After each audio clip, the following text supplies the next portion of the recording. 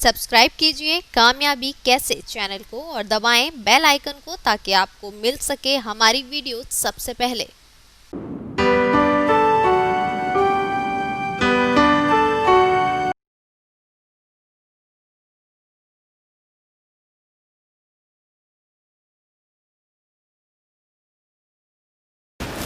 दोस्तों नमस्कार, मैं श्याम सुंदर पाठक, असिस्टेंट कमिश्नर। और आज का जो मेरा टॉपिक है वो है हर्ज़बर्ग की टू फैक्टर थ्योरी, जो द्विकारकी सिद्धांत मैं आपको बता रहा हूँ, द्विघटकी सिद्धांत, जिसे हम हाइजीन थ्योरी के नाम से भी जानते हैं। तो मैं अब तक आपको जो है वो दोनों फैक्टर्स पढ़ा चुका हूँ। आरोग्य घटक जिन्हें हम कहते हैं हाइजीन फैक्टर, और दूसरा है प्रेरणा घटक या जिन्हें हम मोटिवेटर्स कहते हैं। तो आज का ये जो वीडियो है उसे देखने से पहले एक बार फिर से पुराने वीडियोस को देख लीजिएगा, पिछले वीडियो को देख लीजिएगा, ताकि आपको चीज़ें समझ में आ जाएं। मैंने जैसा कि पिछले वीडियो में भी कहा, मैं फिर अनुरोध करूंगा कि पहले हम इन फैक्टर्स को, जो मोटिवेशनल फैक्टर्स हैं और जो हाइजीन फैक्टर्स हैं, पहले उनको अच्छे से याद कर लें, पाँचों को।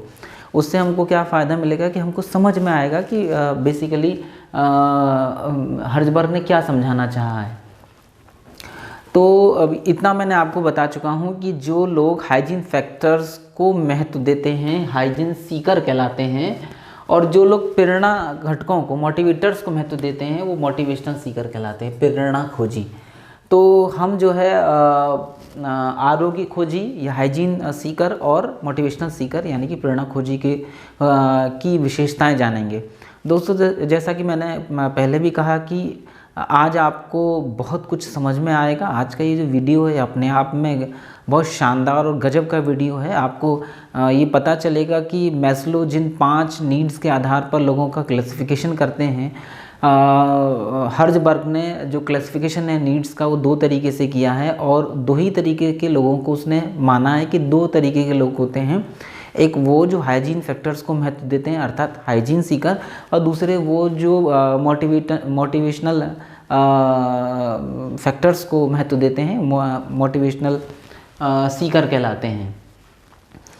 तो हम आज दोनों का अंतर जानेंगे, और साथ ही साथ हम खुद को भी एनालिसिस करेंगे, खुद का भी एनालिसिस करेंगे कि हम क्या हैं।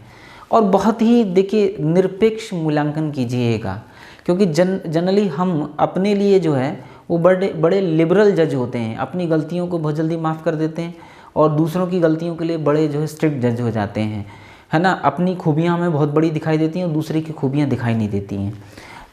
मैं हमेशा कहता हूँ कि आज का ये जो वीडियो जब आप देखें तो अपना सही जजमेंट कीजिएगा कि आप हाइजीन सीकर हैं या मोटिवेशन सीकर हैं, नंबर 1। नंबर 2, ऑर्गेनाइजेशन में किस तरीके के जो मोटिवेशनल सीकर को महत्व दिया जाना चाहिए या हाइजीन सीकर को महत्व दिया जाना चाहिए, ये भी हम जानेंगे।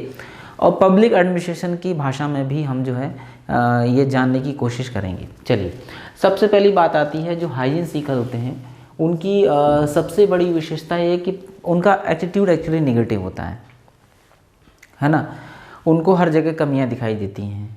इसलिए जैसे ही एनवायरनमेंट के अंदर कोई भी कमी हो, फॉर एग्ज़ाम्पल कोई पॉलिसी गलत आ जाए या गलत ना हो, उसमें कुछ कमियां दिखाई दे रही हों, एडमिनिस्ट्रेशन में कोई प्रॉब्लम हो, है ना, वर्क प्लेस के एनवायरनमेंट में कोई प्रॉब्लम हो, गर्मी हो, सर्दी हो, है ना, या और भी कोई जैसे गंदगी हो, या कन्वीनियंट की सुविधा ना हो, कन्वीनियंस की सुविधा ना हो, इसी तरीके से सैलरी अच्छी ना हो, है ना, स्टेटस अच्छा ना हो, वो कहीं ना कहीं उनको जो है वो कमियां दिखती रहेंगी। वो हर समय कुछ ना कुछ जो है निगेटिव जो है वो उसमें दिखाते ही रहेंगे, कोई ना कोई कमियां ढूंढते ही रहेंगे एक्चुअली, क्योंकि उनका जो एटीट्यूड होता है वो बेसिकली निगेटिव होता है। जो मोटिवेशन सीकर जो होते हैं, प्रेरणा खोजी जो होते हैं, उनका एटीट्यूड पॉजिटिव होता है। इसलिए वो उनको ऐसा नहीं कि उनको समस्याएं दिखती नहीं हैं, समस्या सब दिखती हैं। देखिए एनवायरनमेंट, एक चीज़ समझ लीजिए कि कोई भी एनवायरनमेंट कभी भी परफेक्ट नहीं हो सकता, ये बिल्कुल तय मान लीजिए। क्योंकि एक शेर आपने सुना होगा कि कभी किसी को मुकम्मल जहां नहीं मिलता, कहीं ज़मीं तो कहीं आसमां नहीं मिलता। तो कहीं आपको कुछ मिलेगा, कहीं कुछ मिलेगा, कहीं कुछ नहीं मिलेगा। मतलब हर जगह हर चीज़ नहीं मिलेगी, है ना। कोई ना कोई कमी जो है एनवायरनमेंट में वो रह ही जाती है। एनवायरनमेंट कभी भी जो है वो बिल्कुल ठीक वैसा नहीं हो सकता जैसा हमें चाहिए। पहली बात ये ध्यान समझ लीजिए। अब दो तरीके के लोग होते हैं जो एनवायरनमेंट में जिनको कमियां दिखाई देती हैं। यदि वो फेल हो गए तो उनको जो है दूसरों के सिर कोई ना कोई उसका भार धरना कि भाई हम क्यों नहीं बने, हम क्यों नहीं कामयाब हुए, हम क्यों फेल हो गए, वो तुरंत दूसरे के सिर जो है उसका बोझ डाल देंगे। जो पॉजिटिव एटीट्यूड वाले, जो मोटिवेशन सीकर होते हैं, उनका एटीट्यूड हमेशा पॉजिटिव होता है। वो हारते हैं लेकिन हार को वो अगली जीत के रूप में लेते हैं। जब थॉमस अल्वा एडिसन बल्ब का आविष्कार कर रहे थे तो उन्होंने 2000 एक्सपेरिमेंट किए उस बल्ब के फिलामेंट की खोज के लिए। सोचिए, एक बार पत्रकार ने उनसे पूछा कि एक बार बताइए कि 2000 बार आप असफल हुए, कभी आपका दिल नहीं टूटा, कभी मन में नहीं ख्याल आया कि छोड़ दूँ? कितना सुंदर जवाब दिया उन्होंने। कहा कि जितनी बार मुझे असफलता मिली उतनी बार मेरा ये भरोसा कि मैं कामयाब होऊंगा उतना बढ़ता चला गया। ये होता है पॉजिटिव एटीट्यूड। और दुनिया में सारा खेल ही यदि कुछ है तो पॉजिटिव एटीट्यूड का है। एक बहुत छोटी सी कहानी सुनाता हूँ, शायद इससे आपको समझ में आए कि आरोग्य खोजी यानी कि हाइजीन फैक्टर कौन होते हैं और मोटिवेशन सीकर कौन होते हैं ना। एक दो भाई थे, सगे भाई थे। एक बहुत बड़ा शराबी था और एक बहुत बड़ा इंडस्ट्रियलिस्ट था। और चूँकि जुड़वा थे दोनों, तो एक बार एक पत्रकार ने ये जानने की कोशिश की, एक ही पिता की दो संतान जो कि दोनों जुड़वा हैं, उनमें एक बहुत बड़ा शराबी बन गया और बिल्कुल मरने को तैयार है, और दूसरा शहर का सबसे बड़ा इंडस्ट्रियलिस्ट बन चुका है। आखिर ये ऐसा क्यों? तो उसने उसे पूछा, पहले वो शराबी व्यक्ति के पास गया, उसने उनसे पूछा कि भाई आप शराबी क्यों बन गए? तो उसने कहा कि मेरे पिता जो हैं वो इंडस्ट्रियलिस्ट थे, लेकिन उनमें शराब पीने की बहुत बुरी आदत थी, तो मुझे भी जो है उनसे जो है वो शराब पीने की आदत पड़ गई और फिर वो छूटी नहीं, आज ये स्थिति है। खैर, दूसरे व्यक्ति के पास गया जो इंडस्ट्रियलिस्ट था, उसने पूछा कि भाई आप इतने बड़े इंडस्ट्रियलिस्ट क्यों बन गए? तो उसने कहा मेरे पिताजी इंडस्ट्रियलिस्ट थे और वो शराब भी बहुत ज़्यादा पीते थे, जिसके कारण उनका इंडस्ट्री डूब गई। लेकिन इंडस्ट्री जब उनकी पूरे शराब पर थी, तो चूंकि वो एक अच्छे इंडस्ट्रियलिस्ट थे, केवल एक शराब की बुरी आदत की वजह से वो तबाह हुए, तो मैंने उनसे इंडस्ट्री मतलब बिज़नेस रन करने की कि बिज़नेस कैसे किया जाता है वो सीखा, और प्रतिज्ञा की कि ज़िंदगी में कभी शराब नहीं पीऊँगा। और उन्हीं के आशीर्वाद से आज जो है मैं एक अच्छा इंडस्ट्रियलिस्ट बन चुका हूँ। तो देखिए, अब एनवायरनमेंट दोनों के लिए सेम है, चूँकि दोनों जुड़वा हैं, सेम फादर, सेम हैबिट, सब कुछ सेम। लेकिन एक ने निगेटिव एटीट्यूड अपनाया, एक ने एनवायरनमेंट देखा कि पिता शराब पीते हैं, बाहरी रूप था पिता का ये कि वो शराब पीते हैं, लेकिन पिता की क्वालिटी क्या थी कि वो एक अच्छे इंडस्ट्रियलिस्ट भी थे। वो अलग बात है कि शराब की वजह से उनका बिजनेस डूब गया, लेकिन मोटिवेशन सीकर ने क्या देखा? शराब नहीं देखी, क्योंकि उसे पता थी कि, और प्रतिज्ञा की कि चूंकि मेरे पिता तबाह हुए शराब पीने से, इसलिए मुझे नहीं होना, इसलिए मुझे वो काम करना ही नहीं है। मुझे क्या करना है? मुझे क्या सीखना है? पॉजिटिव चीज़ें जो मेरे पिता में थीं, और वो उसकी वजह से एक अच्छा इंडस्ट्रियलिस्ट बन गया। है ना कमाल की बात? एक ही एनवायरनमेंट से लोग क्या सबक लेते हैं। बिल गेट्स क्या कहते हैं? गरीब होना पाप नहीं है, गरीबी में मरना पाप है। मतलब मे बी कि आप एक ऐसी जगह से बिलोंग करते हो जहां आप बहुत गरीब हों, बहुत संघर्ष कर रहे हों, आप 2 जून की रोटी के लिए आप तरस रहे हों, है ना, एक बहुत ही खराब जीवन जी रहे हों, लेकिन यदि यही खराब जीवन जीते हुए आप मर जाते हैं तो दोष आपका है। वजह क्योंकि वो जो गरीबी है, वो जो कष्ट हैं, वो मोटिवेशन देते हैं। मेन चीज़ क्या कि एटीट्यूड कैसा है। क्या एपीजे अब्दुल कलाम बहुत रिच फैमिली से बिलोंग करते थे? आप बड़े बड़े महापुरुषों की कहानियाँ ढूंढिए तो सही, पढ़िए तो सही। मोर देन 90% आपको बहुत ही गरीब, किसी बहुत सुदूर गांव, जहां ना कोई एजुकेशन, ना कोई बिजली, ना कुछ, वो लोग हिंदुस्तान के बड़े बड़े साइंटिस्ट बने, बड़े इंडस्ट्रियलिस्ट बने, बड़े जो है वो पॉलिटिशियन बने, क्योंकि उनका एटीट्यूड क्या था? पॉजिटिव था। वो कौन थे? मोटिवेशन सीकर। उन्होंने हर जगह प्रेरणा देखी, प्रेरणा खोजी। गरीबी है तो क्या? अब बहुत से लोग गरीबी को लेकर क्या हो जाएंगे? निगेटिव, कि भाई गरीबी हम क्या कर सकते हैं।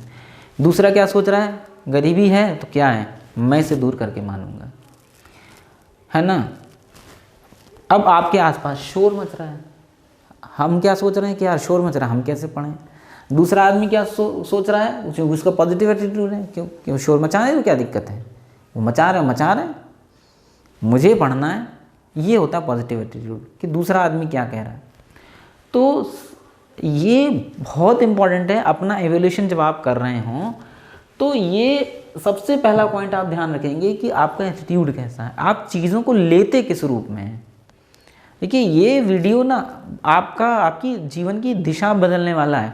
मुझे यहाँ कोई जल्दी नहीं कि मैं 10वें पॉइंट तक फटाफट पहुँचूँ। एक एक पॉइंट को मैं डिस्कस करूँगा और आपको समझाने और बताने की कोशिश करूँगा कि स्वयं को मोटिवेट कैसे किया जाता है, और दूसरे कि हम स्वयं क्या हैं, एक हाइजीन सीकर हैं या मोटिवेशन सीकर हैं। तो हाइजीन सीकर जो होते हैं, जो आरोग्य खोजी होते हैं, वो हमेशा झींकते रहेंगे, आपको हमेशा दुखी रहेंगे। ज़रा सा भी किसी ने कुछ कह दिया तुरंत दुखी हो जाएंगे, है ना। ज़रा से भी कहीं कोई कमी दिखी तुरंत दुखी हो जाएंगे, परेशान हो जाएंगे, हताश हो जाएंगे, निराश हो जाएंगे। जो मोटिवेशन सीकर हैं उनका एटीट्यूड चूँकि पॉजिटिव है, तो उनको हर जगह परेशानी तो दिखेगी, समस्या तो दिखेगी, लेकिन वो समस्या से ज़्यादा समाधान की ओर उत्सुक होते हैं, वो समाधान खोजते हैं, है ना। तो ये जो सारा खेल है इस दुनिया में, वो दोस्तों एक्चुअली वो एटीट्यूड का है। एक और कहानी मैं आपको सुनाता हूँ, थॉमस अल्वा एडिसन की ही ये कहानी है कि मरने से 3 साल पहले उनकी लेबोरेटरी जल गई, और जब उनकी लेबोरेटरी धुंधु करके जल रही थी तो उन्होंने अपनी पत्नी को बुलाया और कहा कि देखो ये ज़िंदगी में दूसरा मौका नहीं आएगा, देख लो। तो क्या कमाल का एटीट्यूड है, कमाल का एटीट्यूड है। एक पत्रकार ने उनसे पूछा कि भाई आपकी लेबोरेटरी धुंधु करके जल रही है और आपके चेहरे पर शिकवे, आप हंस रहे हैं। तो उन्होंने कहा कि क्यों ना हंसूं, क्यों दुखी हूँ, अरे मेरी जितनी गलतियाँ मैंने अपने जीवन में की आज सब जल के राख हो गई। अब मैं नए सिरे से लेबोरेटरी बनाऊंगा जिसमें जो सारी गलतियाँ मेरे जीवन में हुई वो मैं नहीं दोहराऊंगा, एक बढ़िया लेबोरेटरी बनाऊंगा। और उन्होंने मात्र 3 सालों के अंदर, अपनी मृत्यु से 3 साल के अंदर उन्होंने एक बेहतरीन लेबोरेटरी बनाई और नई खोजे कि ये होता है पॉजिटिव एटीट्यूड। ऐसे लोग होते हैं मोटिवेशन सीकर, ना कि हाइजीन सीकर। हाइजीन सीकर बाहर का एनवायरनमेंट देखते हैं, परिस्थितियाँ देखते हैं, वो परिस्थितियों के हिसाब से फ्लक्चुएट होते हैं। उनका जो मूड होता है फ्लक्चुएटिंग होता है, क्योंकि वो एनवायरनमेंट बेस्ड है। किसी ने अच्छा कह दिया खुश हो गए, किसी ने बुराई कर दी दुखी हो गए, है ना। शांति मिल गई तो पढ़ लिए, शोर हो रहा है तो नहीं पढ़े, क्योंकि वो तो एनवायरनमेंट बेस्ड है ना। उनका तो सारा काम एनवायरनमेंट बेस्ड है, इनका सारा काम इनर है, आउटर एनवायरनमेंट से मतलब नहीं है इनको। अंदर क्या आग जल रही है वो है, क्योंकि अंदर आग जल रही है, फिर चाहे कोई शोर मचा रहा हो, गर्मी हो, सर्दी हो, है ना, धूप हो, परेशानियां हो, बीमारी हो, वो उनको कोई मतलब नहीं है। उनका उद्देश्य सिर्फ जो है वो लक्ष्य को पाना है, क्योंकि उनका एटीट्यूड जो है वो पॉजिटिव है। तो जो बात मैंने बताई है दोस्तों, आप अंदर से एनालिसिस करिए कि आपका एटीट्यूड कैसा है। क्या आप समस्याओं से घबरा जाते हैं? क्या आपका मूड आसपास के एनवायरनमेंट को देखकर प्रभावित होता है? देखिए प्रभावित सबका होता है, लेकिन फ्लक्चुएट करना जिसको कहते हैं ना, पल में तोला पल में माशा, जिसको एक कहावत के रूप में कहते हैं कि एक पल में खुश हो गए और पल में जो है नाराज़ हो गए, पल में उत्साहित हो गए, पल में निराश हो गए, फिर कुछ नहीं मिलेगा। क्योंकि ऐसे लोग एनवायरनमेंट, उन ऐसे लोगों की खुशियाँ और गम जो हैं वो एनवायरनमेंट पर बेस्ड होती हैं। लेकिन कुछ लोगों को आपने देखा होगा, चूँकि उनका एटीट्यूड पॉजिटिव है, और वो ये जो पॉजिटिव एटीट्यूड आता है ये बाहर से नहीं आता, ये अंदर से आता है। क्योंकि अंदर से इसलिए आता है क्योंकि जो खुशी है वो अंदर से है, गम जो है, दुख जो है, परेशानियाँ जो हैं वो बाहर से हैं। अब बाहर से हमारा एटीट्यूड है सारा, मैंने क्या कहा ना, सारा एटीट्यूड इस दुनिया में, वो खेल इस दुनिया में एटीट्यूड का है कि आप उसे लेते किस तरीके से हैं। एक व्यक्ति ने आपको गाली दी, एक व्यक्ति ने आपको बुरा कहा और आप बुरा मान के बैठ गए। एक और कहानी सुनाता हूँ, बड़ी अच्छी कहानी है, आपको समझ में आएगा कि एक महात्मा थे, उनको उनके बारे में फेमस था कि उनको कभी भी गुस्सा नहीं आता है। 4 लोगों ने, 4 बच्चे थे, युवा थे, उन्होंने सोचा कि नहीं आज इनको गुस्सा दिला के मानेंगे, देखें तो सही, हम भी तो देखें कि कब तक गुस्सा नहीं आएगा। तो वो चारों सुबह पहुंच गए और महात्मा जी को दे गाली, जितने टाइप की गालियाँ हो सकती थी उन्होंने सुबह से शाम तक देते ही रहे, देते रहे। शाम जब हो गई तो थक गए वो। उन्होंने कहा यार ये तो वाकई टस से मस नहीं हुआ आदमी, ये तो वाकई नहीं इसने गुस्सा किया। खैर वो जब चलने लगे तो जैसे ही वो पलटे जाने के लिए महात्मा जी ने कहा अरे रुको, बैठो। और बड़े प्यार से आसन मंगाया, बिठाया। उन्हें बड़ा आश्चर्य हुआ कि लो बता, हम गाली दे रहे थे, ये हमें बिठा रहे हैं, वो भी प्यार से। फिर उन्होंने अपने शिष्य को आवाज़ दी, उन्होंने कहा भैया इनके लिए जो है वो पानी लाओ, जल लाओ ज़रा, और बढ़िया से मिठाई लाओ इनके लिए। उनको मिठाई खिलाई। तो उन्होंने पूछा कि महात्मा जी हमने तो आपको गालियाँ दी, आप हमें मिठाई दे रहे हो, ऐसा क्यों? और हमने आपको गालियाँ दी, आपको गुस्सा नहीं आया? तो उन्होंने कहा कि आपने मुझे गालियाँ दी, मैंने नहीं ली। आप दे ही तो रहे थे, मैंने नहीं एक्सेप्ट किया। और रही बात इसकी कि मैं आपको मिठाई क्यों खिला रहा हूँ, तो भाई जो जिसके पास होगा वो वही तो देगा। आपके पास गालियाँ थी, आपने गालियाँ दी, मेरे पास मिठाई, मैं मिठाई दे रहा हूँ। ये होता है एटीट्यूड। यही एटीट्यूड है कि किसी ने हमसे कुछ कह दिया, हमने मान लिया, अच्छा कह दिया खुश हो गए, बुरा कह दिया दुखी हो गए। इसका मतलब हमारा एटीट्यूड जो है वो अभी पॉजिटिव नहीं हुआ। क्योंकि पॉजिटिव एटीट्यूड वाला जो है बुराई में भी भलाई ढूंढता है। तभी तो कहा निंदक नियरे राखी, आंगन कुटी छमाए। क्यों? क्योंकि जो हाइजीन सीकर होगा वो उस बुराइयों से गुस्सा हो जाएगा, नाराज़ हो जाएगा, छोड़ देगा, सोचेगा नहीं, और क्या होगा, अपने ही नुकसान कर लेगा। क्योंकि वो जीतने के लिए बना ही नहीं है। जो हारने वाले लोग होते हैं वो नेगेटिव एटीट्यूड वाले लोग होते हैं। जो विजेता होते हैं, जो विनर होते हैं, वो पॉजिटिव एटीट्यूड वाले होते हैं। वो सिर्फ जो है ऐसे लोग अवसर ढूंढते हैं। क्योंकि नेगेटिव एटीट्यूड के ना, ऐसे लोग अवसर नहीं ढूंढते हैं, ऐसे लोग अवसर पैदा कर लेते हैं। उनके लिए अवसर नहीं होता कोई भी, वो अवसर स्वयं सृजित कर लेते हैं। क्योंकि उनका एटीट्यूड पॉजिटिव है ना, उनके लिए हर चीज़ अवसर है। उनके लिए सुख अवसर है, उनके लिए दुख अवसर है, उनके लिए हर चीज़ अवसर है, क्योंकि उनका एटीट्यूड क्या है, पॉजिटिव है। ऐसे लोग उतावले होते हैं, आरोग्य खोजी, जो हाइजीन सीकर टाइप के लोग होते हैं वो उतावले होते हैं। हर चीज़ जल्दी चाहिए, फटाफट, है ना। खुश हो गए तो एकदम दिख रहे हैं उतावले हो, कूद रहे हैं एकदम बच्चे की तरह। और कुछ नकारात्मक रिजल्ट आ गया तो मुंह लटका के बैठे हैं, रो रहे हैं। ऐसे लोग सफलता और असफलता से जो है ना बहुत जल्दी फ्लक्चुएट हो जाते हैं, विचलित हो जाते हैं। सफलता मिल जाए तो बहुत खुश हो जाएंगे, पूछो मतलब ऐसा लगता है कि जैसे पूछो ही मत, सारी दुनिया की दौलत मिल गई है, और दुखी। और जब असफल हो जाएंगे तो ऐसा लगेगा कि बस अब ये मरने ही वाले हैं, आत्महत्या ही करने वाले हैं। तो सफलता और असफलता से ऐसे लोग बड़ी जल्दी विचलित होते हैं। लेकिन जो मोटिवेशन सीकर होते हैं वो बड़े शांत और संयमी होते हैं, बड़े शांत स्वभाव के होते हैं। मतलब ऐसा नहीं है कि वो सफल होने पर खुश नहीं होते या असफल होने पर दुखी नहीं होते हैं।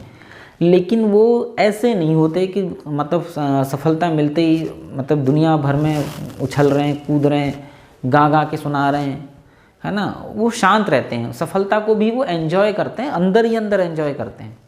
और असफलता को भी वो इस तरीके से नहीं लेते कि मतलब सारी दुनिया को दिखाई दे।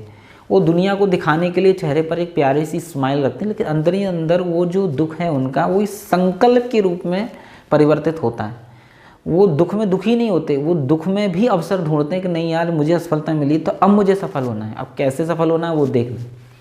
तो ऐसे लोग बड़े संयमी प्रकार के होते हैं, संयम रखते हैं, खुश में भी और दुख में भी, सफलता में भी और असफलता में भी, लाभ में भी और हानि में भी।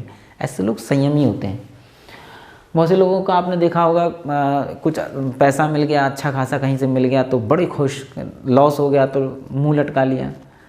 इसका मतलब वो हाइजीन सीकर है। बहुत से लोगों को क्या है कि खूब पैसा मिल जाए तो भी वो नॉर्मल रहेंगे, पैसा का नुकसान हो जाएगा, देखा होगा आपने बहुत लोगों को जो पैसे का नुकसान हो जाएगा तो भी उनके चेहरे पर कोई शिकन नहीं है, क्योंकि वो संयमी, क्योंकि वो मोटिवेशन सीकर टाइप के लोग हैं।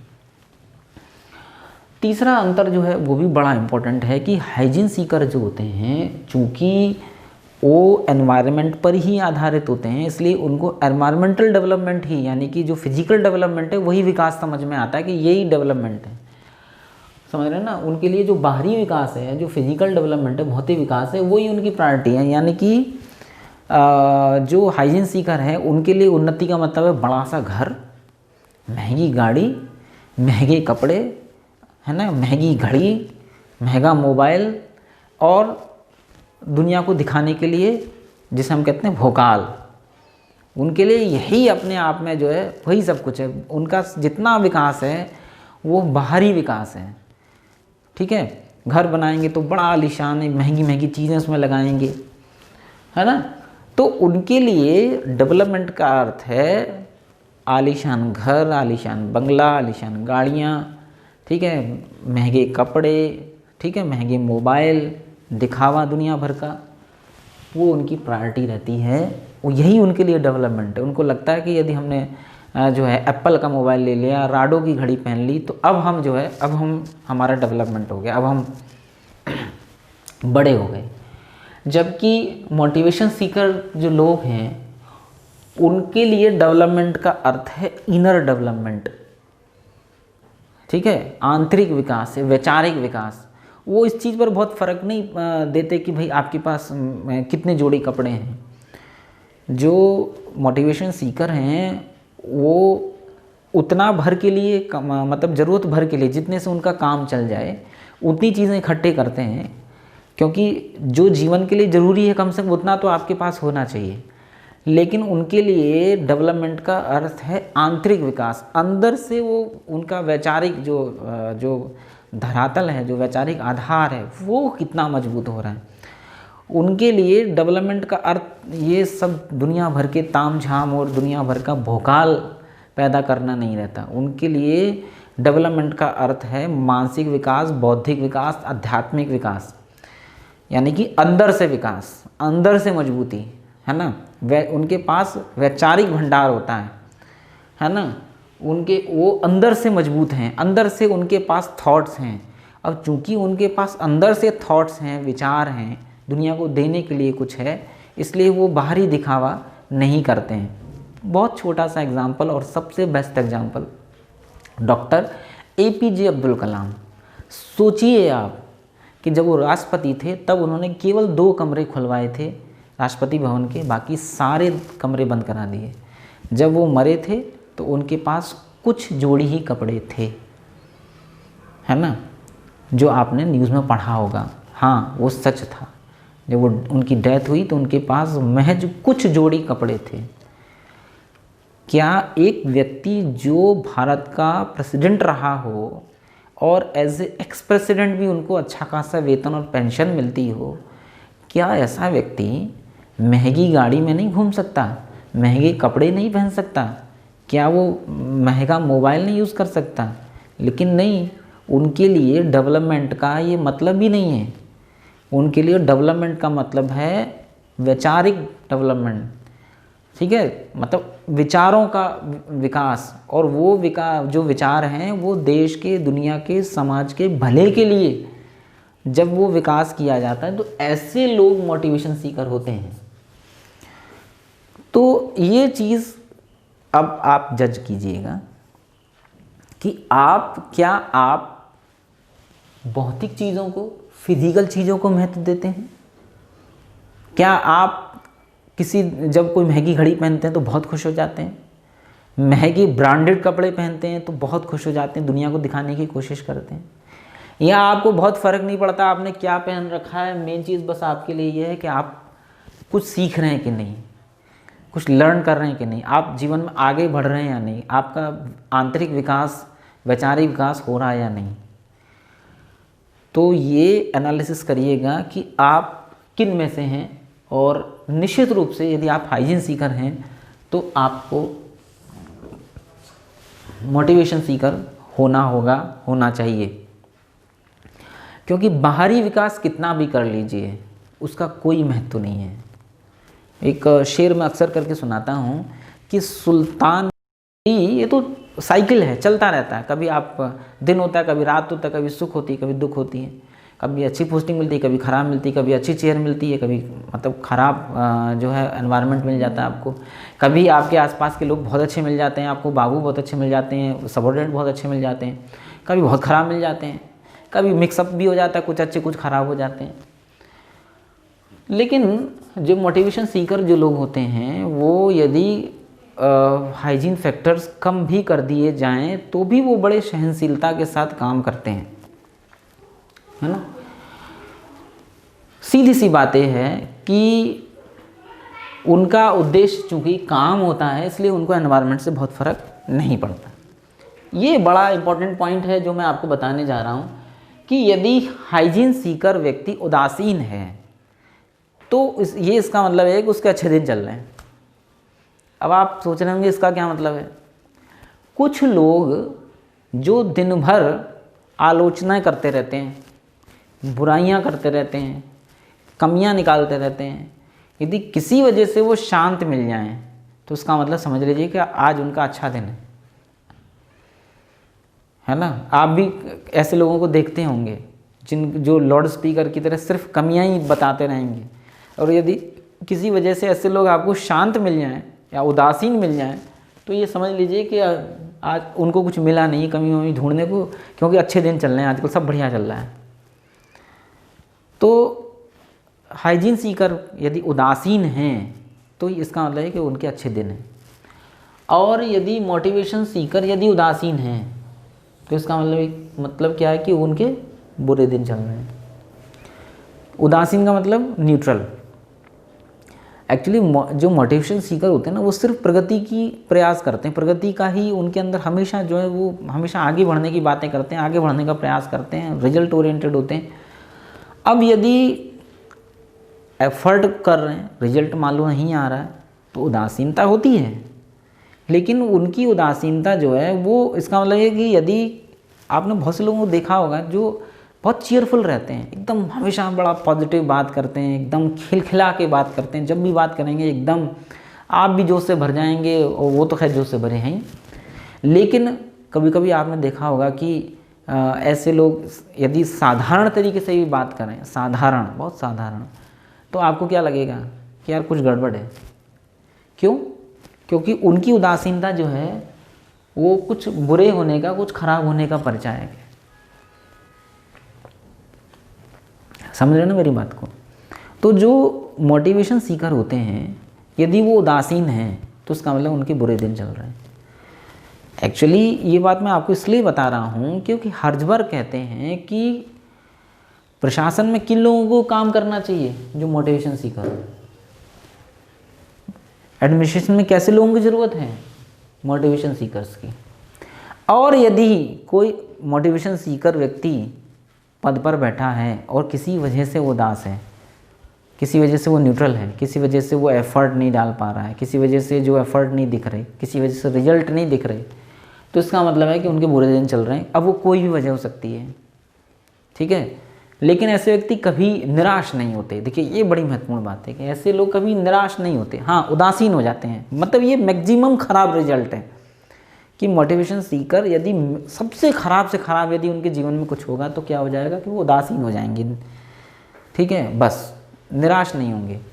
और जो हाइजीन सीकर हैं उनके जब सबसे अच्छे दिन होंगे, यानी कि जब सब कुछ बढ़िया चल रहा होगा, तब वो न्यूट्रल हो जाएंगे। लेकिन कभी भी ऐसा नहीं कि संतुष्ट हो जाएंगे, जैसा कि मैंने कहा, ऐसे कि संतुष्ट कभी नहीं होंगे। लेकिन हाँ, यदि उदासीन है तो इसका मतलब सब कुछ ठीक चल रहा है। तो ये बड़ा इंपॉर्टेंट पॉइंट है। और लास्ट पॉइंट है, हाइजीन सीकर सांस्कृतिक शोर शराबे के लिए देखिए ऐसे लोग या तो आर होते हैं या पार होते हैं। मतलब यदि कोई घटना, जैसे सांस्कृतिक घटना हो रही है, सांस्कृतिक शोर शराबा हुआ, किसी भी घटना, जैसे देश के अंदर कोई ना कोई घटना चलती रहती है ना। जैसे मान लो एक एग्जाम्पल के लिए मैं दे रहा हूँ भाई, धारा 370 है, या राम मंदिर मुद्दा है, या 3 तलाक है, ठीक है, या जैसे कि हाल फिलहाल में कोरोना वायरस के ऊपर जो है वो पूरी दुनिया में खलबली मची है। तो अब ऐसे लोग या तो अति उदारवादी हो जाएंगे या अति प्रतिक्रियावादी हो जाएंगे, अति अनुदारवादी हो जाएंगे। मतलब बीच का सिस्टम नहीं होता। या तो ऐसे व्यक्ति प्रबल समर्थक हो जाएंगे, अंधभक्त, या ऐसे व्यक्ति प्रबल विरोधी हो जाएंगे, फिर उनको कुछ अच्छा दिखेगा ही नहीं, उनको हर अच्छी चीज़ में भी बुराई दिखेगी। जैसे बहुत छोटा सा एग्जांपल मैं आपको देता हूँ कि कुछ लोग हैं, अब जैसे भाई कोई ना कोई व्यक्ति तो प्रधानमंत्री होगा ही, कोई ना कोई व्यक्ति चीफ मिनिस्टर होगा। कुछ लोग आप देखते हैं कि उनको कोई कमी नहीं दिखती, कुछ लोग ऐसे हैं जिनको कोई बुराई नहीं दिखती, है ना। तो डिपेंड करता है कुछ लोग, क्योंकि जो हाइजीन सीकर टाइप के लोग होते हैं वो या तो अति उदारवादी होंगे या अति अनुदारवादी होंगे, बीच का सिस्टम नहीं होता। जबकि मैं आपको एक चीज़ बताऊं, ये सच्चाई है कि कोई व्यक्ति कभी भी पूरी तरह से सही और गलत नहीं होता, कोई भी नहीं। और कोई भी व्यक्ति जो किसी भी पार्टी का क्यों ना हो, किसी भी पार्टी का क्यों ना हो, जब वो एक संवैधानिक पद पर बैठता है तो हर संभव प्रयास करता है समाज का, देश का कल्याण करने का, ठीक है ना। तो हमें उसको उसी तरह से लेना चाहिए कि जरूरी नहीं कि एक व्यक्ति 100 के 100 निर्णय लेगा तो सही ही लेगा, लेकिन अब यदि उसने कोई निर्णय गलत ले लिया या हो गया साबित, भाई निर्णय तो लिए जाते हैं, बाद में पता चलता है कि सही हुआ है गलत हुआ, अब उसके लिए उदारवादी हो जाएं बहुत ज़्यादा, या कुछ लोग बहुत ही एकदम लेके झंडा डंडा एकदम तैयार उदारवादियों की तरह कि ऐसा क्यों हुआ। कोई भी व्यक्ति देखिए, किसी जो व्यक्ति जो एक संवैधानिक पद पर बैठा है, फिर चाहे वो प्रधानमंत्री है, चीफ मिनिस्टर है, या कोई बड़ा अधिकारी है, कोई महत्वपूर्ण पद पर बैठा हुआ व्यक्ति है, आवश्यक नहीं कि वो उसके द्वारा लिए गए सारे निर्णय जो हैं वो भविष्य के गर्त में सही साबित हों। लेकिन जो हाइजीन सीकर होते हैं वो आर या पार, जबकि मोटिवेशन सीकर टाइप के लोग जो होते हैं उनकी जो सोच होती है बड़ी सुविचारित होती है, वो बड़ा कैलकुलेटेड कमेंट करते हैं, कैलकुलेटेड बातें करते हैं। उनको दोनों चीज़ दिखाई देती हैं, प्रॉस भी और कॉइन्स भी, अच्छाई भी बुराई भी, सही भी गलत भी, है ना, अच्छा भी बुरा भी, वो सब चीज़ बहुत अच्छे से एनालिसिस कर लेते हैं, ठीक है। उसके दुष्प्रभाव भी और अच्छे प्रभाव भी। अब वो दुष्प्रभाव को कम करने की कोशिश करते हैं और जो अच्छा प्रभाव है उसको बढ़ाने की कोशिश करते हैं। तो जो मोटिवेशन सीकर टाइप के लोग हैं उनके जो विचार हैं, जो विश्वास हैं, वो बड़े सच्चे और सुविचारित होते हैं। उसमें कहीं कोई ऐसा नहीं है कि वो बिल्कुल अंधभक्त टाइप के, अंध विरोधी टाइप के लोग होते हैं। जो भी व्यक्ति अंध विरोधी और अंध समर्थक मिलेगा आपको, वो समझ लीजिए कि वो हाइजीन सीकर है, क्योंकि ऐसा व्यक्ति या तो अति उदारवादी होगा या अति अनुदारवादी होगा। जबकि मोटिवेशन सीकर टाइप के जो लोग होते हैं उनकी जो सोचने की पद्धति होती है बड़ी सुविकसित होती है, बड़ा एनालिटिकल होती है। वो जब भी कोई बात कहेंगे तो बहुत ही मतलब हम कह सकते हैं कि एकदम एनालिटिकल चीज़ों को पेश करते हैं। वो निरपेक्ष भाव से सोचने की कोशिश करते हैं, बायस्ड नहीं होते। और जो हाइजीन सीकर टाइप के लोग हैं, जब कभी भी ऐसा कोई मुद्दा हो तो फिर बड़े बड़े व्याख्यान देंगे, दर्शन, फिलॉसफी, उनकी बातें सुनिए, ऐसा लगेगा कि जैसे कि मतलब यही लोग जो हैं दुनिया के सबसे बड़े दार्शनिक है। करेंगे कुछ नहीं, लेकिन भाषण उनके पास जो व्याख्यान है वो बड़े एक से एक शानदार होते हैं, है ना। फिर चाहे वो समर्थन में हो चाहे विपक्ष में हो। जबकि जैसा कि मैंने कहा, मोटिवेशन सीकर जो होते हैं वो इस तरीके का जो है वो व्याख्यान वगैरह सब कुछ नहीं देते। वो सिर्फ काम से काम रखते हैं कि जो काम उनको करना वो काम से उनका फोकस है, काम पर उनका फोकस है।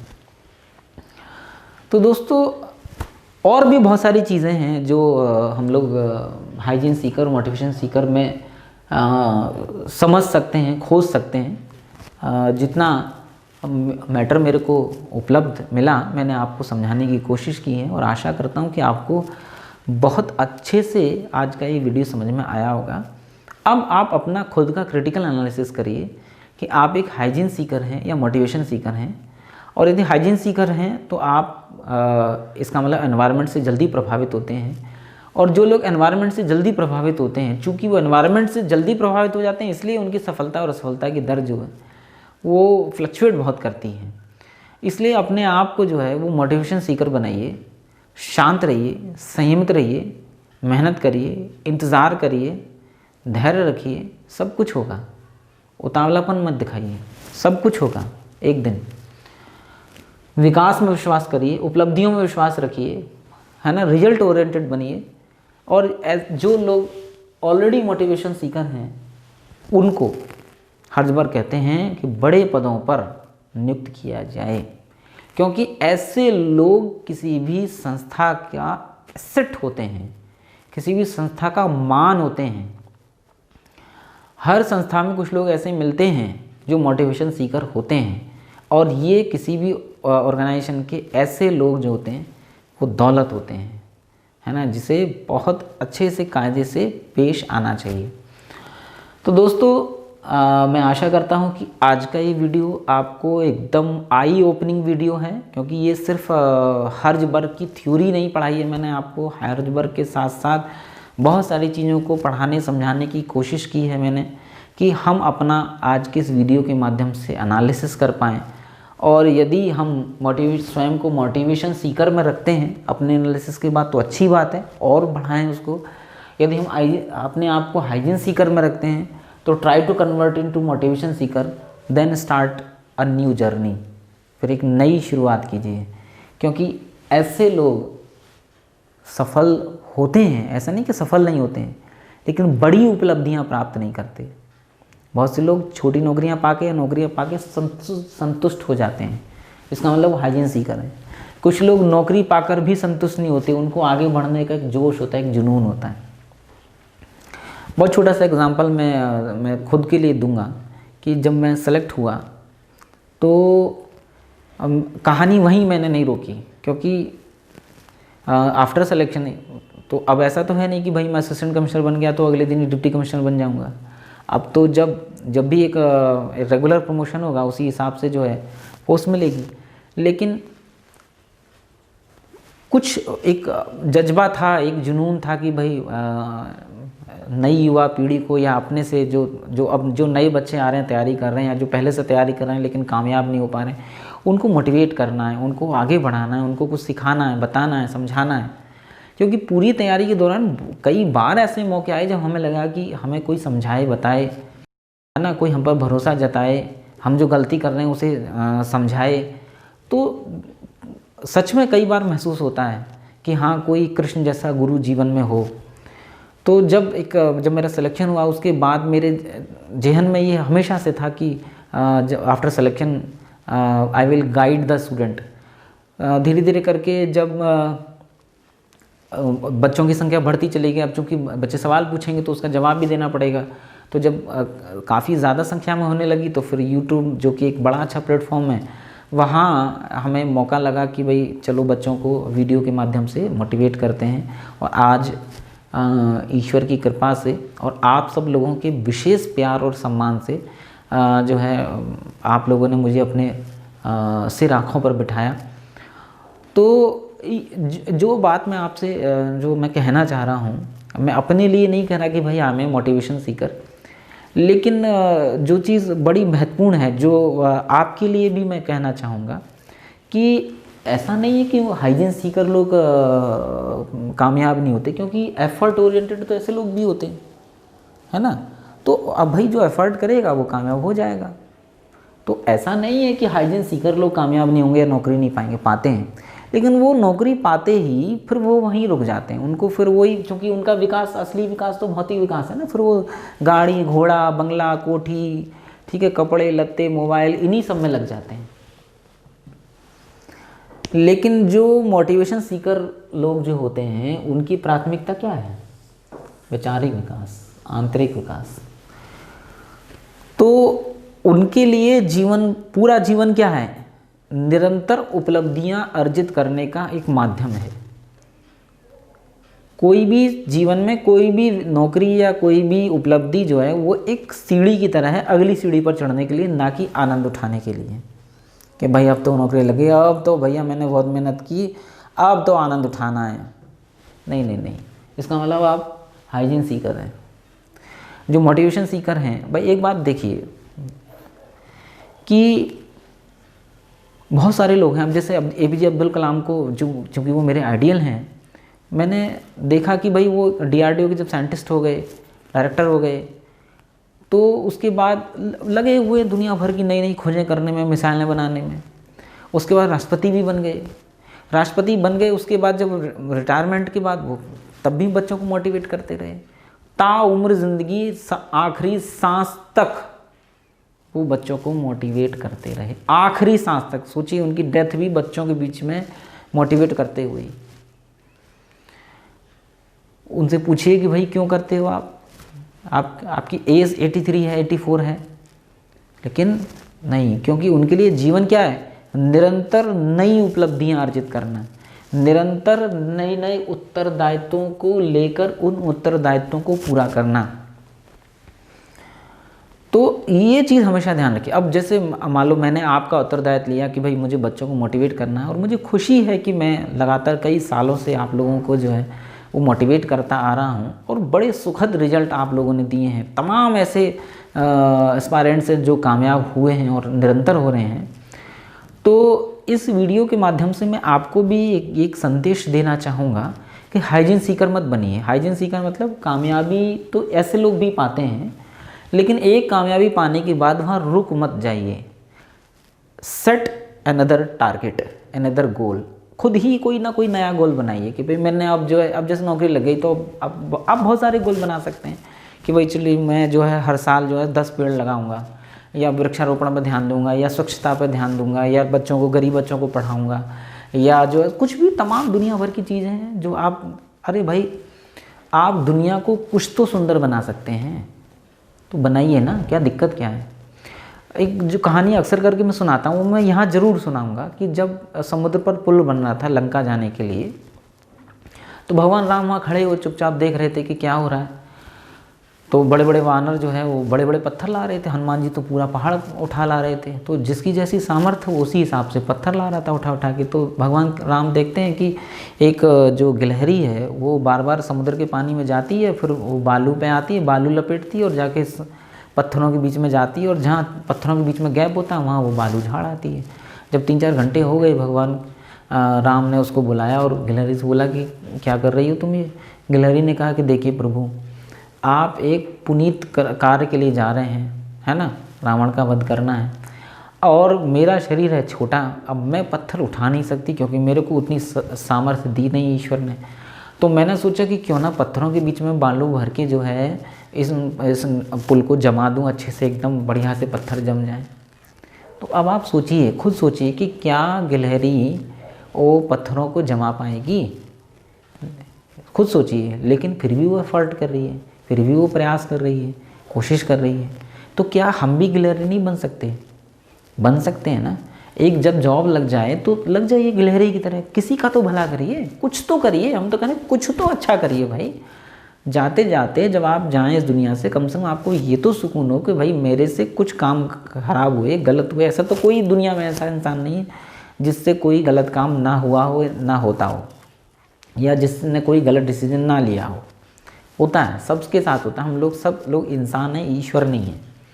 लेकिन कम से कम जाते समय ये तो सुकून हो कि भाई मैंने, चलो मेरे से कुछ गलतियाँ हुई पर मेरे से कुछ अच्छे काम तो हुए, किसी की भलाई तो हुई। फिर चाहे वो कोई व्यक्ति हो, समाज हो, पशु पक्षी हो, कुछ भी हो, कुछ अच्छा काम करके तो जाइए। सेट सम अनदर गोल। मोटिवेशन सीकर की सबसे बड़ी विशेषता होती है कि वो एक उपलब्धि अर्जित करने के बाद रुकता नहीं है, एक अगली उपलब्धि के लिए जो है वो चल पड़ता है, नया अचीवमेंट जो है मतलब प्राप्त करने के लिए।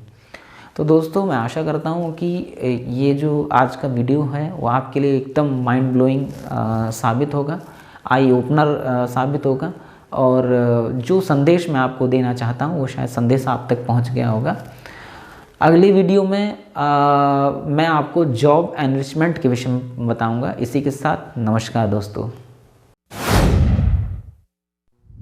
सब्सक्राइब कीजिए कामयाबी कैसे चैनल को और दबाएं बेल आइकन को ताकि आपको मिल सके हमारी वीडियो सबसे पहले।